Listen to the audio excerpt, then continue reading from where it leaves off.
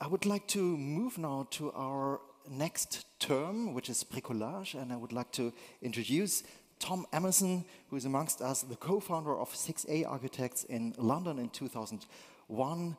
Alongside his practice, he is the Dean of the Department of Architecture at ETH Zurich and Professor of Architecture, where he leads a studio exploring the relationships between making, landscape and ecologies. Amongst the many publications Tom Emerson produced, I would especially mention in today's context his book from 2014 with the title Never Modern.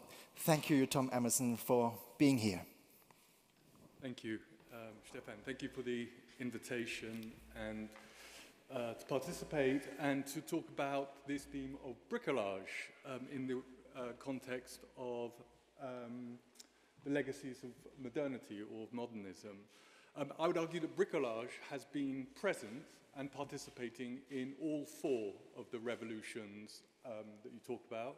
That bricolage is a good traveller and generally is a witness to, if not a participant, to most important events in human affairs.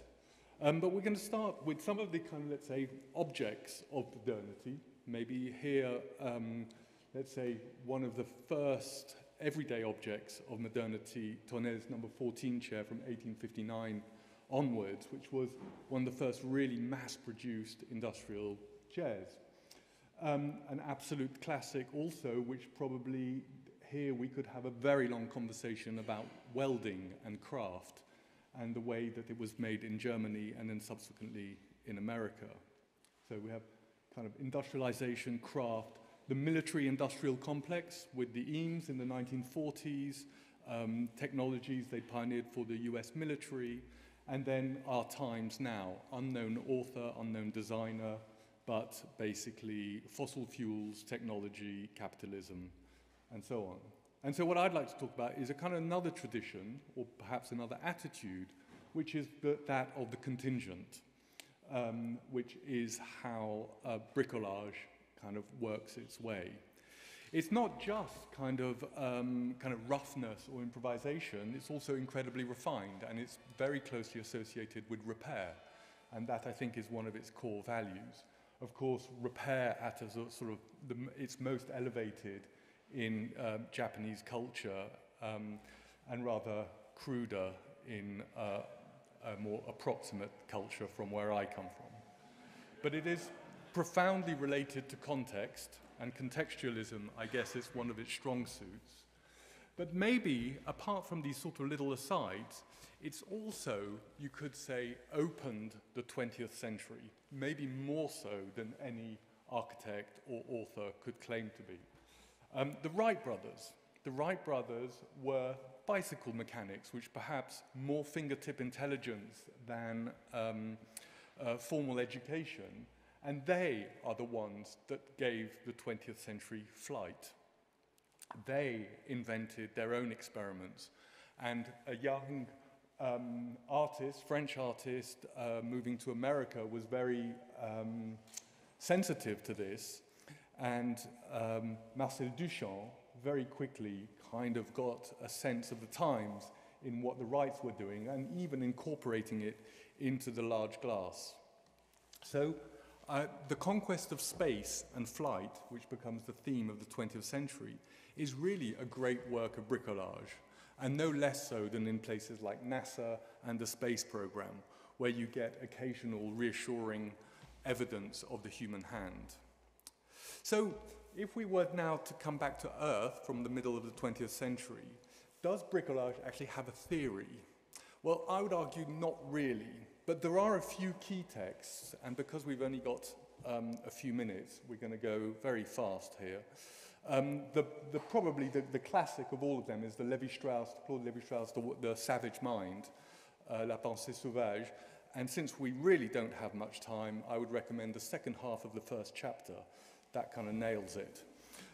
But essentially, the bricoleur is fundamentally different to the engineer. So the engineer might be the kind of the character, the lead character of modernism with a capital M. The bricoleur is actually much more about performing a large number of diverse tasks, and maybe most importantly for today, is to make do with whatever is at hand.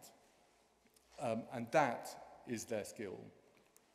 Bricolage builds up structured sets by using the remains and debris of events. So bricolage also invokes history and resources. After the Levi-Strauss text, there's a few in architecture that kind of come to try and somehow assert a kind of an architectural position, and probably the important ones might be the Charles Jenks and Nathan Silver ad hocism from 1972, which is really about improvisation, and they kind of document, you could say, the objects of that have been kind of subverted, some of them for very violent ends, like these mafia tools. But maybe is more about improvisation, freedom, and populism, a kind of democratization of the design process that comes around, alongside sort of hippie culture of the early 70s, the first oil crisis, of course.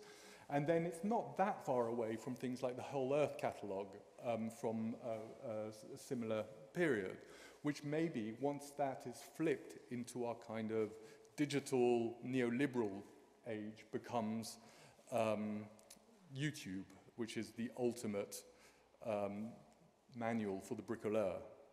You can learn everything on YouTube.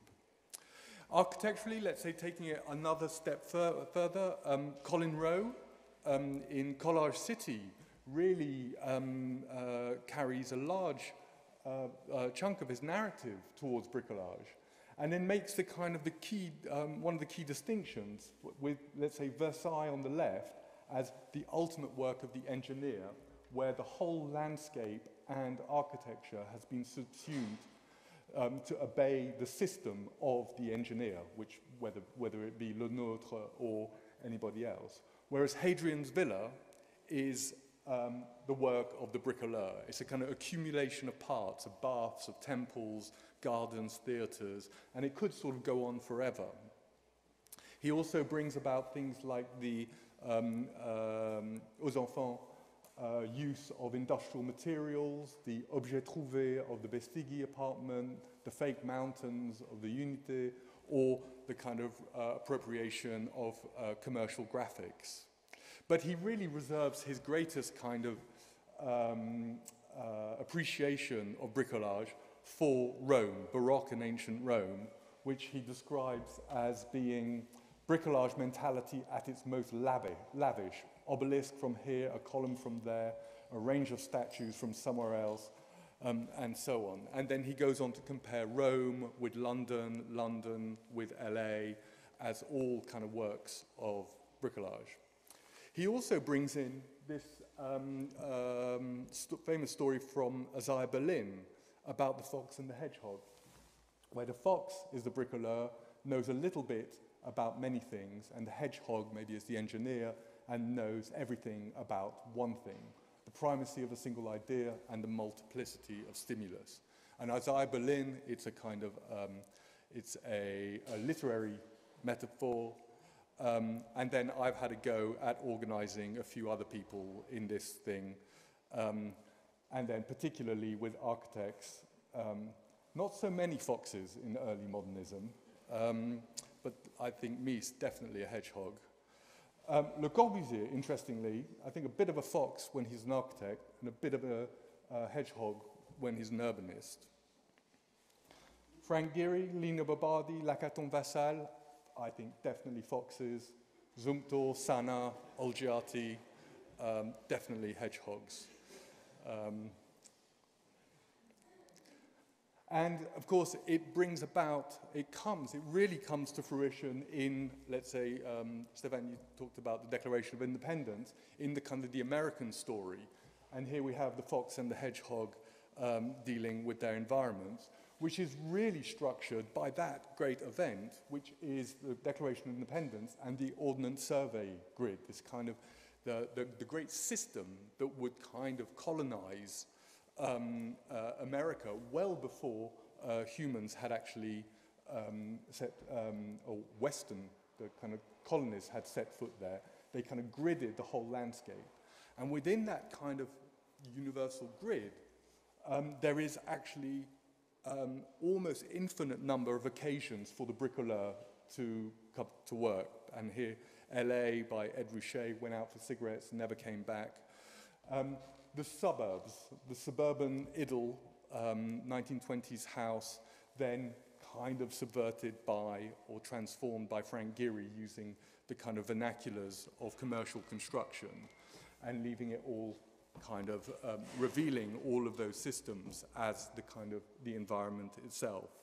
Closer to home, both in time and in space, Jan de Wilde and Inge Vink, who I think are talking this afternoon, kind of combine both the objects of architecture and the language of architecture, let's say in the bottom left, or in the pre-existing house, these pre-existing events, with the instruments to make the architecture. So both the process and the ends are sort of mixed together.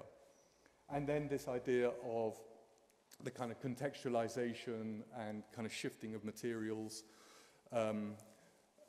continues throughout. Lina Bo Bardi and with her objects, her drawings, which from the 40s become Cés Pompeia, and so on. So I'm just going to finish very quickly. Materials and tools at one end of the spectrum. These are students of mine at ETH who just make stuff, design and make stuff, and then take it down and then make it again. And then that can grow from a pavilion to a house, to a bigger building, to a landscape. And then sometimes it's actually the user who is the bricoleur, who misuses everything. And then, of course, at the other end of the spectrum, it's the survey. The survey as a kind of fiction. I think Sam's going to be talking about that, whether it be Piranesi or Ed Ruscha. And then that is the kind of other side of our work with bricolage. So I think I'll end it there with the disappearing city of Forst and how bricolage might be there for its renewal. Thank you.